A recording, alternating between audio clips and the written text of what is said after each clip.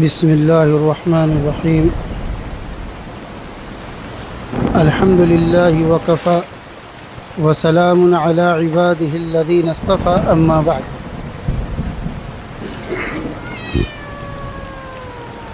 دنیا کے اندر اس وقت جو حالات ہیں وہ انتہائی نازک ہیں۔ حالات پر جن لوگوں کی نظریں ہیں وہ زیادہ بہتر بات بتائیں گے، مگر خاص طور سے عالم اسلام کے لیے اور ثانوی درجے میں پوری دنیا کی انسانیت کے لیے کوئی بہتر وقت آنے والا نہیں ہے۔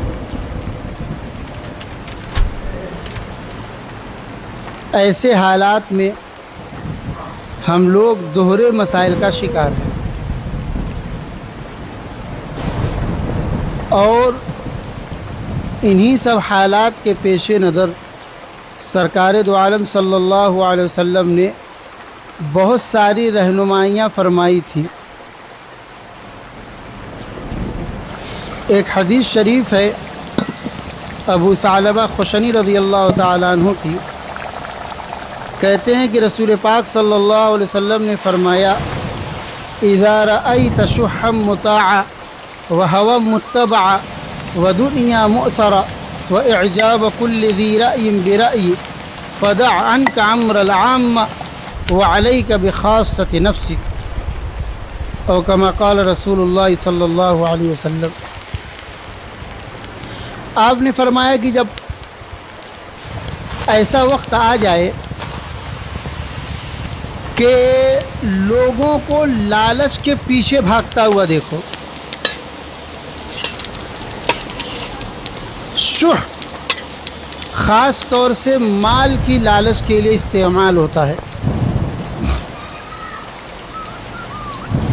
اگر لوگوں کو مال کے پیچھے بھاگتے دیکھو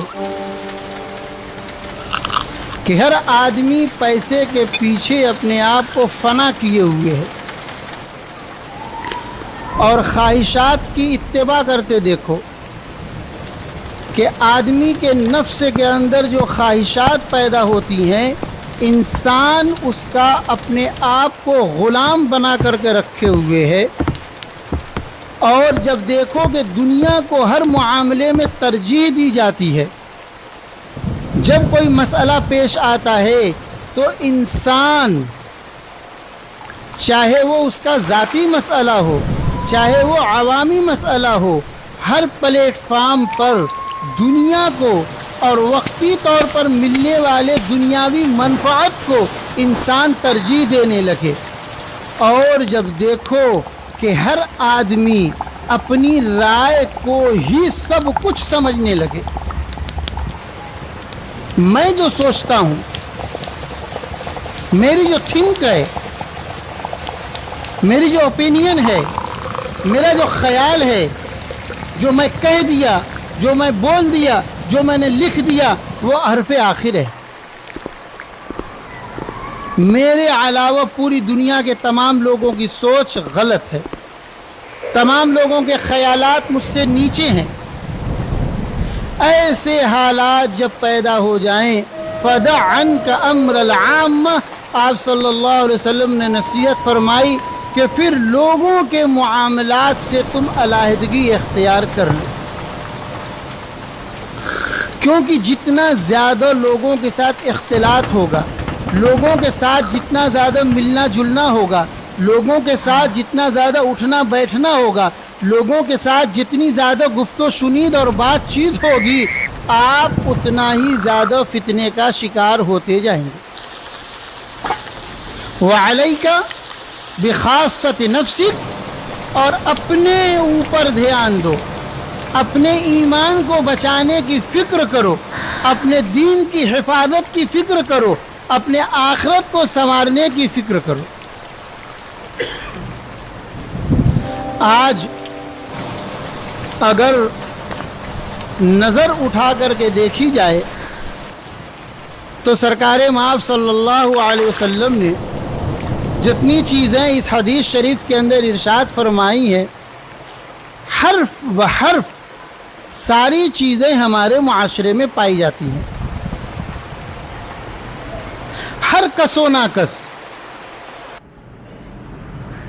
ہر کس و ناکس، چھوٹا بڑا، پڑھا لکھا بغیر پڑھا لکھا، دنیاوی علوم کو پڑھا ہوا اور دینی علوم کا پڑھا ہوا، بغیر کسی فرق کے سب ہائے مال ہائے پیسہ، پیسے کے پیچھے سب تباہ ہیں. ہر آدمی شارٹ کٹ تلاش کر رہا ہے کہ کیسے راتوں رات آدمی کروڑ پتی بن جائے، کس طرح سے اس کی تجوری بھر جائے، کس طریقے سے دنیا کے مال پر اس کا قبضہ ہو جائے. مال کس راستے سے آ رہا ہے، سورس آف انکم اس کا کیسا ہے، اس سے کسی کو کوئی سروکار نہیں. اگر مالدار ہے تو قابل عزت ہے اور ہمیں قابل عزت بننا ہے، لہذا ہمیں مال درکار ہے. وہ بے ایمانی کر کے آئے، جھوٹ بول کر کے آئے، چوری چماری کر کے آئے، ڈکیتی کر کے آئے، کسی طریقے سے بس مال آنا چاہیے.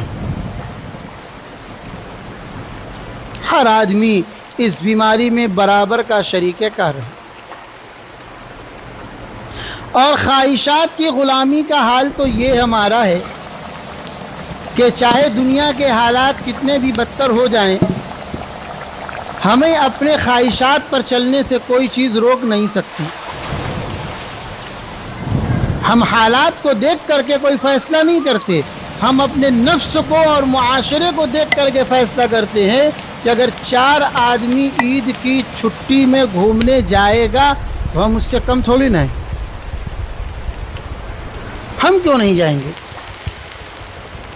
ہمارا نفس یہ کہہ رہا ہے ہم ایسا ہی کریں گے. اس سے ہمارے سماج پر، ہمارے معاشرے پر، ہمارے مذہب پر، ہمارے دین پر، ہمارے کمیونٹی پر کیا برا اور غلط اثر پڑے گا؟ کوئی بات نہیں. ہمیں اس سے مطلب نہیں ہے، ہمیں صرف اپنی خواہشات کی غلامی کرنے سے مطلب ہے. اس سے آگے بڑھیے. بڑے اچھے اچھے لوگ، افسوس کی بات ہے کہ صرف دنیا کی ترجیح کی بات کرتے ہیں. ہر آدمی کے فیصلے میں، ہر آدمی کی بات میں، ہر آدمی کی سوچ میں دنیا ہی سب سے آگے ہے. دنیا کو ترجیح دی جاتی ہے. ہمارا دین کیا ہوگا، ہماری شریعت کیا ہوگی، اس سے کوئی مطلب نہیں ہے. ہمیں دنیا کو ترجیح دینی ہے. ہم ایسا کام کریں گے کہ وقتی طور پر دنیا میں مولانا صاحب کی واہواہی ہو جائے اور 10 لوگ تعریف کرنے والے ہو جائیں اور 20 لوگ سلام دعا کرنے والے ہو جائیں. ہماری اس حرکت سے، ہمارے اس بیان سے، ہماری اس بات سے آنے والی نسلوں میں سے کتنے لوگوں کا ایمان ضائع ہو جائے گا، ہمیں اس سے مطلب نہیں ہے. ہمیں مطلب ہے اپنی جھوٹی شان سے، ہمیں مطلب ہے اپنی واہواہی سے. اور اس سے زیادہ خطرناک چیز یہ پیدا ہو گئی ہے کہ ہر آدمی اپنی رائے کو سب کچھ سمجھتا ہے. کہیں 5 روپے کی چائے اور کہیں 6 کی بھی ہو گئی. 6 روپے کی چائے پیتے پیتے انسان دنیا کا سب سے بڑا دانشور بن جاتا ہے. ہوٹل میں بیٹھ کر کے تمام لوگوں کی رائے اور تمام لوگوں کے خیالات کو 1 سیکنڈ میں کنڈم کر دیتا ہے اور اپنی سوچ کو سب سے بہتر ثابت کرنے کے لیے پورا زور لگاتا ہے اور ثابت کر کے اڑ دیتا ہے. ہر آدمی اپنے خیال کا غلام ہو گیا ہے. ایسے حالات کے اندر انسان کرے تو کیا کرے اور کہے تو کیا کہے اور بولے تو کیا بولے. یہ 2 دن کی دنیا ہے. انسان چاہے جتنی ترقی کر لے، انسان چاہے جتنے مال کما لے، انسان چاہے جتنا عزت دار بن جائے، انسان چاہے جتنے کروڑوں لوگوں کے دلوں کو جیت جائے، یہ ساری کی ساری چیزیں اگر اس کی آخرت کے لیے نہیں ہیں، اللہ کی رضا کے لیے نہیں ہیں، رسول پاک صلی اللہ علیہ وسلم کی ناموس کے لیے نہیں ہے، تو کچھ بھی نہیں ہے۔